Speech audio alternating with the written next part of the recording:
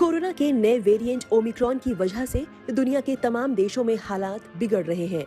भारत में भी पिछले कई दिनों से रोजाना 2 लाख से ज्यादा मामले सामने आ रहे हैं। हालांकि मुंबई और दिल्ली समेत कुछ राज्यों में तेजी से मामले घटे हैं। मामलों में कमी आने के साथ ही इस बात पर चर्चा शुरू हो गई है कि क्या संक्रमण की गति धीमी पड़ रही है। ऐसे में एक सवाल ये भी सामने आ रहा है कि जनवरी के अंत में कोरोना के चरम पर पहुंचने की जो बात विशेषज्ञ कर रहे थे, क्या उनका अनुमान गलत था? अब माना जा रहा है कि भारत में कोरोना का पीक 23 जनवरी को आ सकता है। इस दौरान 7 लाख से ज्यादा मामले दर्ज किए जाएंगे।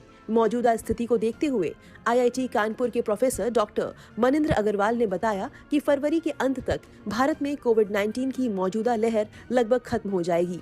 आईआईटी कानपुर के सूत्र मॉडल की माने तो जनवरी के आखिरी हफ्ते में देश में कोरोना संक्रमण का पीक होगा। वहीं इस बारे में एक्सपर्ट और आईआईटी कानपुर के प्रोफेसर मनिंद्र अग्रवाल का कहना है कि देश के मेट्रो सिटी को लेकर सूत्र मॉडल में जो आकलन किए गए थे वो सही नहीं रहे। इसके पीछे उन्होंने ये तर्क दिया है कि कोरोना टेस्ट को लेकर जो नई गाइडलाइंस आई हैं उसकी वजह से टेस्ट कम हो रहे हैं और इसलिए मामले भी कम आ रहे हैं। उदाहरण के लिए देखें तो दिल्ली में कोरोना संक्रमण का चरम 15 से 16 जनवरी को बताया गया था। गणितीय मॉडल के हिसाब से इस वक्त रोज करीब 45,000 मरीज आने थे, लेकिन इस दौरान संक्रमित मरीजों की संख्या 28,000 के करीब ही रही। मुंबई में 12 जनवरी को कोरोना पीक की बात कही गई थी। कोरोना मामलों को लेकर यह आकलन करीब 72% तक सही नजर आया है। इसी तरह 13 जनवरी को कोलकाता में संक्रमण का पीक बताया गया था और यह आकलन भी करीब 70% तक सही साबित हुआ। बेंगलुरु में कोविड-19 संक्रमण का पीक 22 जनवरी को आने वाला है। अनुमान जताया जा रहा है कि उस दौरान प्रदेश में हर रोज 30,000 मामले सामने आएंगे।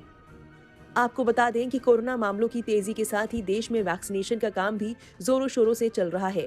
भारत में सोमवार को कोविड-19 रोधी टीकों की 68 लाख से ज्यादा खुराक दी गई।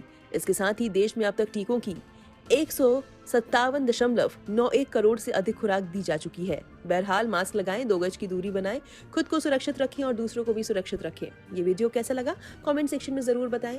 देश विदेश की तमाम बड़ी खबरों से जुड़े रहने के लिए आप